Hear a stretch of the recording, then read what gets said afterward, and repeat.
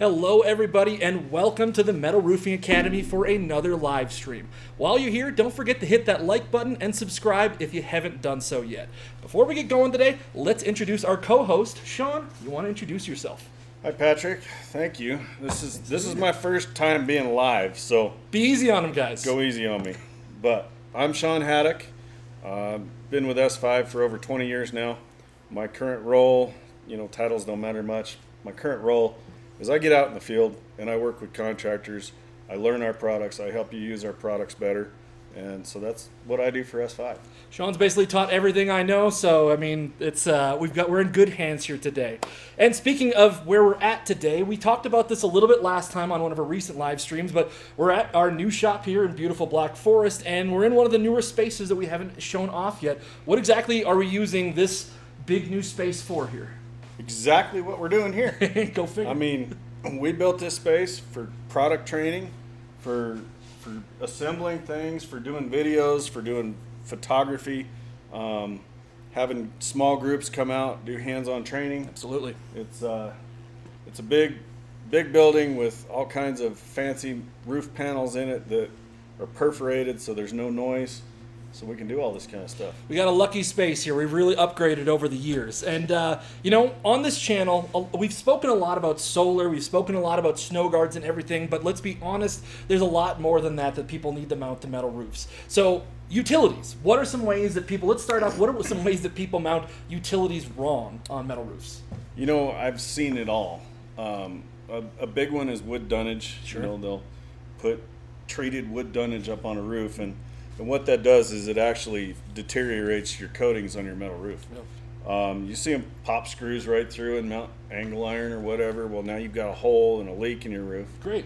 And, when it comes to mounting satellite dishes, the satellite dish company, they love to not do any harm to your roof. Sure. Because they get in trouble for that. Yeah. Instead, they lug these big things up on your roof, about 8 of them, I think. Sure. Fun to carry up there, too. And give some ballast to that satellite dish. And I'm going to imagine that does damage to the roof material as well, just like wood would. Absolutely. I mean, it's a place where you can trap moisture. I mean, if they do it right, you could probably get away with it. Sure. But imagine carting all these up on the roof. So tell me, is there a better way than bringing up all these guys onto the roof? Well, it's funny you mention that, because if all you had to do was bring these up on the roof, I don't know if you can see those there, but there's 4 small clamps. I can put them in my pocket. Guess what? They weigh just a little bit less than cinder blocks do. So go figure. Yeah. Now, you will need some additional hardware. We've got a bar here that you'll use 2 of them like you see mounted up on this roof profile. So what are the pieces that normally go into a gripper fix system like this? This is, I guess, a exposed fasten example. You mentioned something important there. We haven't told them what we're talking about. This is true. Let's introduce it. This is our gripper fix product, and it's basically a piece of extruded aluminum. I don't know how well you can see that in the camera, but it's got some channels in it, and it attaches to all of our clamps. This product attaches to our clamps using several different clips, depending on whether you're using a clamp or a through fastened metal roof system. Yeah, so they work with their clamps and their brackets both, don't they? They do. Nice. So that piece slides in there. It allows you to bolt it up anywhere along the seam onto our clamps, or if you're using a through fasten system, it's got the rubber built right into the base of the part, and you attach it directly to the top of your profile. Absolutely. And I suppose that keeps it more out of the drainage plane that way too. You're going to be a little bit more safe with water intrusion at that point. Absolutely. The roof drains as it's supposed to. No problems there. You're attaching in the high. Absolutely. Yeah. So you don't have to worry about leaks there. Absolutely. So things like HVAC then, do you need any extra pads, anything extra for the vibration that's going to be in it to be able to kind of handle any of that? What are some of the ways you do that? We also, in addition to the brackets and the extrusion, we have rubber dampener pads that go along with the system. Absolutely. So they're used for 2 different purposes. One is as a dampener, but the other is you can build up several of them. Oh, sure. To get your unit level. Oh, absolutely. on a low swell. It kind of shims it out too that Right. way. That's awesome. So that's kind of a cool feature there. It's pretty easy to use. Here I've got a pedestal for a satellite dish, and whether I want to slide a bolt in here and mount it up, what I will note is this bolt slides in there, but it won't turn because of the shape. So it aids in, to be Yep. able to time it So it really locks easily. in, Yeah. and then you drop your nut on there. If you needed to go the other way, the same nut will slide right in, and you can run a bolt down the other direction. Absolutely. So you're versatile the way you want to mount it too. Right. Then it's You awesome. can slide it anywhere along. You can make any of those kind of adjustments. Yeah.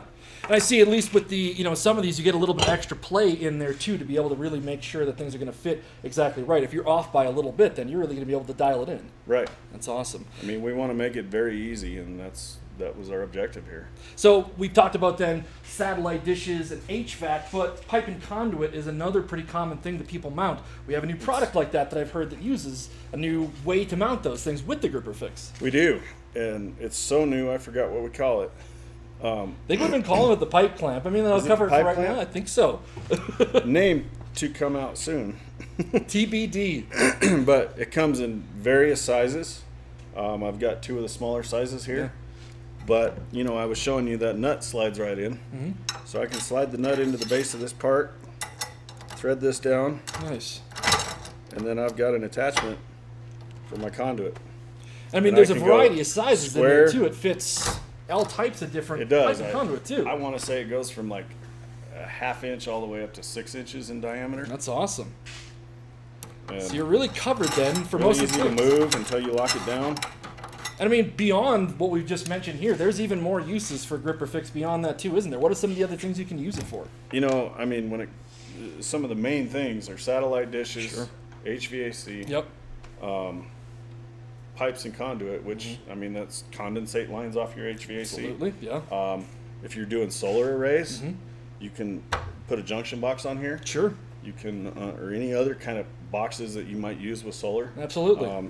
You can even use it to attach microinverters or inverters, whatever it may be that you want to put on that roof. Yeah. This really gives you a nice platform to do so. It's really ultimate versatility with that and stuff, and it's just so simple to use as well. And when it comes to like our clamps, you've got penetration-free clamping and everything there. No worried about voiding your roof warranties or anything like that. Absolutely. That's incredible. And it works with virtually all of our clamps and brackets. Yeah, sure.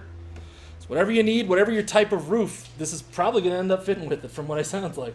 It will. So I mean, That- trapezoidal and corrugated and standing seam. I mean, it covers a wide gamut of the industry, from It what I can does. tell.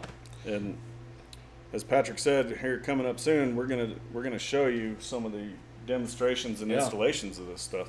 We're going to really dive deep into it here and stuff. We're going to do a much more full training of it, but as we were breaking into it here, we wanted to give everybody a little bit of a sneak peek here. We know it's something that we don't cover as much on this channel, so it's something that we really wanted to strike into and say that there's a lot of different ways to be able to mount so many things to it and stuff. And some people really worry about what their options are, but really when it boils down to it, if you go onto our website, you're going to find a lot of ways to be able to mount things. There's a tool that we have on there too to figure out our project configurator. What's that Yeah. exactly? So the project configurator, you jump online in there.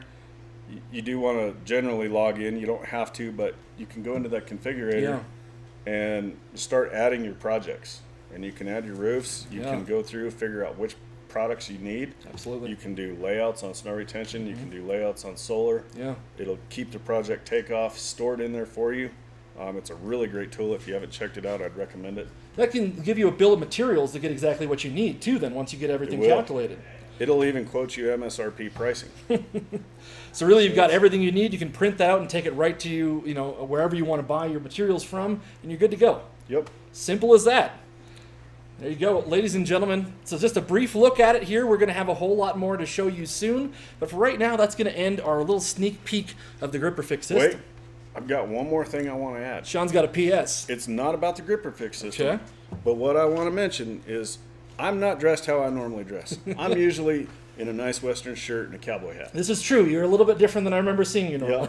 Yeah. Today, we just got some new swag. I'm trying to look at the camera here, but we're celebrating 30 years. 30 years, everybody. And so I've got the shirt to show the 30 years. I got the hat to show the 30 years.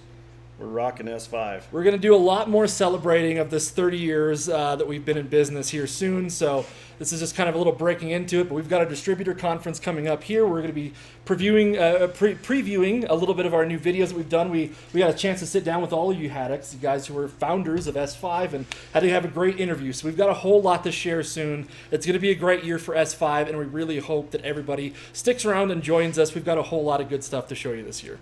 Sean, you got anything else to say to the people before we take off? Just thanks for 30 years of business, and we're looking forward to many more, and see y'all next time. Couldn't do it without you guys. Thanks so much. Remember, be sure to like and subscribe. Catch all the newest content that's coming out. We've got a whole lot more coming up soon. Thanks everybody for joining us. We'll see you next time.